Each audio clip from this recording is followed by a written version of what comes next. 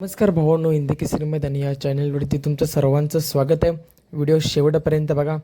भावांनो, बरेच दिवस झाले आपल्या बकासूरला गुलाल मिळत नाही. कधी मधीन बकासूरला गुलाल मिळतोय तर कधी गुलाल मिळत नाही. तर बरेच जणांना वाटतं आपला बकासूर आजारी आहे, बरेच जणांना वाटतं आपल्या बकासूरचा स्पीड कमी झाला आहे. तर नक्की काय झालं आहे, बकासूरला गुलाल का नाही मिळत ते माझ्या माहितीनुसार मी तुम्हाला सांगणार आहे. व्हिडिओ शेवटपर्यंत बघा. भावांनो, खरं तर आपल्या बकासूरला या 2026मध्ये एकही हिंद केसरी किताबाचा मान नाही मिळाला. तुम्हाला माहितीच आहे आपला बकासूर द्वादशम हिंद केसरी झालेला आहे. परंतु आता 61 फाटा मालशिरस असेल, जुना बैलपोळा मालशिरस असेल, पुसेगाव हिंद केसरी असेल, असे बरेच मैदान झाले. या मैदानामध्ये आपल्याला बकासूरला गुलालाचा मान बघायला मिळाला नाही.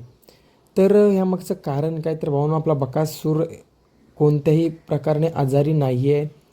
हे तर निश्चितच आहे, आपला बकासूर आजारी नाही आहे. आणि बकासूरला जर टॉपचा पैरा भेटला तर आपला बकासूर नक्की 100% गुलाल करेल. म्हणजेच काय, आपल्या बकासूरचा स्पीड देखील कमी झालेला नाही आहे. परंतु भावनो, बकासूर आता सध्या नवीन चेहऱ्यामध्ये पळत आहे, त्यामुळे आपल्या बकासूरला गुलाल मिळत नाही आहे. एखाद्या टॉप पायऱ्यामध्ये आपला बकासूर पळाला, जसं काय घोट सर्जा असेल, दादा सरकारांचा सर्जा असेल, मल्हार असेल, भुंगा असेल, असे टॉप पायऱ्यात जर आपला बकासूर पळाला तर नक्कीच आपला बकासूर गुलाल घेईल. कारण बकासूर पण कोणापेक्षा कमी नाही, चांगला पळणारा नंदी. मागील माळशिरसचं मैदान आणि त्या मैदानामध्ये सेमीफायनलला 2 नंबरला राहिलेला होता.